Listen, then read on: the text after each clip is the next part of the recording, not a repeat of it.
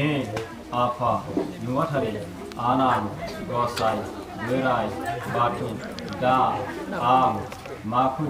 मा होननानै दिन्थि होबावगोन आं मुङावसो बिनि बिफा नाथाय बे फिसानि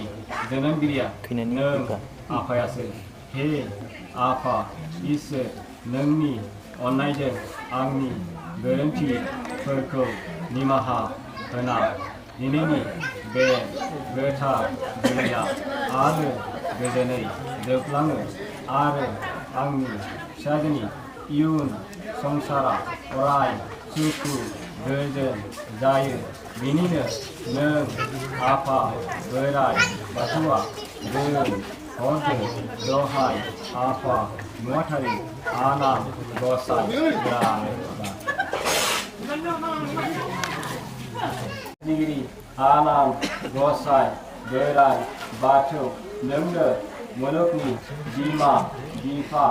आंबो दिनै संसार जानो थाखाय अरां बियाब बाथौ महासभानि सिङाव थानाय धुपगुरि गामिनि मुस्रि बिरबल बर'नि फिसाज्ला सिरिनां अनसुमा बर'खौ गोसोआव जुना लाना नों आफानिनो सोरजिनाय बार हा दै सान अख्रां मुलुगनि जिब जिबि आरो बे हाबासालियाव थानाय रायजो राजा आइ आफा बिदा फंबाय बिब' बिनानाव मोनखौ साखि खालामनानै आंनि जिउ मोदोम बिथांनो गथायना होना दिनैनिफ्राय आं बिथांनि बिसि जाबाय दिनैनिफ्राय आं बिथांखौ फिसाय होनना गोथार गोसोजों आजावना लाबाय दिनैनिफ्राय बिथांनि सुखुआव सुखु दुखुआव दुखु खैफोद आफोदाव थैस' थांस' निदान सोमगोन जिउ थासान्दि बिथांखौ नागारनानै मुवा दायसेनि दायसे जाखोमाया लोंखोमाया रायखोमाया बिथांखौ नागारा होनना सैथो सैथो हामसैथो समाय इरा लाबाय दहाय आफा इसोर बोराइ बाथौ नुवाथारि आनान गसाइ बोराइ बाथौ आं दिनै बार हा दै सान अख्रां आरो बे हाबासालियाव नुजाथिनाय रायजो राजा आइ आफा बिदा फंबाय बिब' बिनानाव मोनखौ साखि खालामनानै मुलुगाव गावनि फोलेर लाखिनो थाखै अरां बियाब बाथौ महासभानि सिङाव थानाय तेलाबि सेराबारि गामिनि मुस्रि पुर्ण दैमारिनि फिसाजो फरायना भाग्यश्री दैमारिखौ आंनि जिउनि लोगो खालामनो थाखै गोरबोआव जुना लाना बिनि आखाइ हमबाय दिनैनिफ्राय बियो आंनि बिसि जाबाय आं बिनि फिसाय जाबाय बिनि जानाय लोंनाय गाननाय जोमनाय बिबानखौ खर'आव रुजुनना लाना दिनैनिफ्राय बिनि दुखु दाहानि बाहागि जाना बिनि निदान सुंनो सैथो सैथो थामसैथो समाय हिरा लाबाय दहाय आफा आनान गसाइ बोराइ बाथौ आफा बोराइ बाथौ गोसोजों सुंग्रि हरो नोंखौ आं दिनै 2020 मायथाइनि फेब्रुवारि दाननि 5 खालाराव नों आफानिनो सोरजिनाय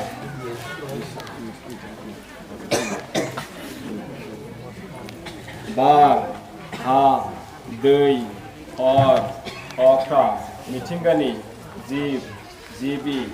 आरो बे हाबासालियाव नुजाथिनाय रायजो राजा आइ आफा बिदा फंबाय बिब' बिनानाव मोनखौ साखि खालामनानै बे मुलुगाव आलो गोजोनै अनलायना सुखु गोजोनै रायजो जानो थाखै आंनि फिसाजो फरायना भाग्यश्री दैमारिखौ उरां बियाब बाथौ महासभानि सिङाव थानाय धुपगुरि गामिनि मुस्रि बिरबल बर'नि फिसाज्ला मुस्रि अनसुमा बर'नो गोसो खुसियै आखाइ हमना गथायना होनाय जाबाय। दिनैनिफ्राय आंनि बे अनजालि फिसाया बिनिसै नों आफा इसोर बोराइ बाथौनि बोर मोनना सानैबो संसाराव थांना थाना रुजु रुमु रायजो मोनजाथों बिसोरनि फोलेरा गियानि सोलो गोरों सैथो धोरोमगिरि जानो हाथों बेखौनो आंबो बोर सारस्रिनाय जाबाय। दहाय आफा बोराइ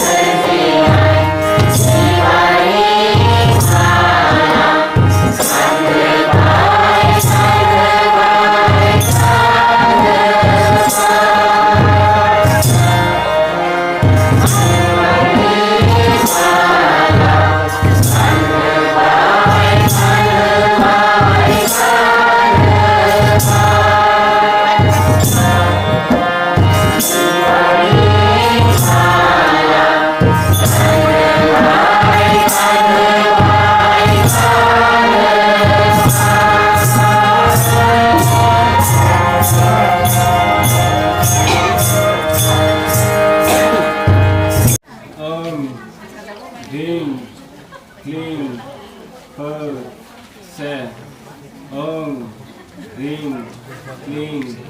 हं से ओं ह्रीं क्लीं हं से अदे आफा आनान गसाइ नुवाथारि बोराइ बाथौ जों दिनैनि बे गोथार बुब्लियाव जोंनि गोसो गोरबोजों सुंग्रि हरदों नों आफानिनो थिननाय आसारबानि थामथि आसार जुलि जानानै मुलुगाव मोखां नायनानै फोलेर लाखिनो थाखाय नोंनिनो गोथार धोरोम बिजाब गोथार मैखुन सायाव आखाइ होनानै हाबासालियाव नुजाथिनाय गासैबो रायजो राजाफोरखौ साखि खालामनानै अख्राङाव थानाय सान अखाफोर हाथरखि हालाफोरखौ साखि दोननानै दिनै जों अराय थैस' हांसोनि जुलि जानो आखाइ हमबाय बोर सास्रि हरदो आफा दिनै जोंनि गोथार जुलि जानायाव सानै सुबुं जौमोन बैसो मोननाय बिथांमोननि गेजेराव जर जुलि होनाय एबा लानाय बेखौनो हाबा होननानै बुंदों। दा हाबानि गेजेरजों जर जुलि जानाय बेनिफ्राय माखासे मानिनो गोनां फालिनो गोनां गनायनो गोनां बाथ्राफोर थायो। दा दिनै जर जुलि बेयाव आगान होबाय जिहेतु संसाराव आगान होबाय सिगां अबस्थायाव दिनैनि बे जरा जुलि जागोनां बर आरो बिथांमोना लाइमोन बैसोआव जितु जौमोन बैसोआव दंमोन बै समाव माखासे साननाय हनायफ्रा उदां उदां जायो। थिग बेबायदिनो लोगो लेवाजों गिदिंनानै थानो बेरायनो मोजां मोनो। थिग बेबायदिनो गाननाय जोमनाय बेफोरखौबो गाननानै बेरायनाय गोसोबायदि गाननाय गोसोबायदि जोमनो मोजां मोनो जौमोन बैसो लाइमोन बैसोआव। थिग बेबायदिनो संसार जानायनि इयुनाव माखासे धोरोमनि नेमखान्थि आसारखान्थि आरो हारिमु मानिनानै सोलिनांगौ जानानै फैयो। दा थिग बेबायदिनो दिनैनि बे जरा जुलि जागोदान थैनाया लाइमोन बैसोआव थानाय अबस्थायाव गानदोंमोन जोमदोंमोन गुबुन हारिनिबो ड्रेस बायदि रोखोमनि जेंखन मोखै नाथाय संसार जानायनि इयुनाव माखासे हारिमुनि फोथांना लाखिनांगौ गोनाङा जेबो गाननाय जोमनाया दिनैनिफ्राय अट'मेटिक हारिमु फोथांना लाखिनायाव अरायसम गोसो होथारनांसिगोन। आरो लोगोसे बै एराबारि गामियाव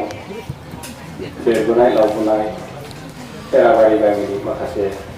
नेमखान्थि मानिनानै सोलिबोनाय बिदिनो बाथौआरि हिसाबै माखासे नेमखान्थिफोरा एखे जाखागोन नाथाय बै न'खरनि संनाय खावनाय मावनाय दांनाय आदब खायदाफ्रा एसेबाबो आलादा जागोन। बोराइ बाथौ जों दिनै हा दै बार सान अख्रां आरो बेयावहाय नुजाफैनाय आइ आफा रायजो राजा बिदा फंबाय बिब' बिनानावमोनखौ साखि खालामनानै दिनैनि गोथार खालाराव नोंनिनो अननायाव जों सानैजों बिसुखि जाबाय। बेयावहाय माबाफोर दाय दोफोर जादोंब्ला जोंखौ निमाहा होदो। दिनैनि गोथार खालाराव आफा बोराइ बाथौनि सेराव समाय लायोदि जों सानैजों थैस' हांसोनि बिसुखि जाबाय। दिनैनिफ्राय जों दुखु आफोदनि समाव सासेया गुबुन सासेनि अराय हेफाजाब राहागिरि जासिगोन दहाय आफा नुवाथारि बोराइ बाथौ।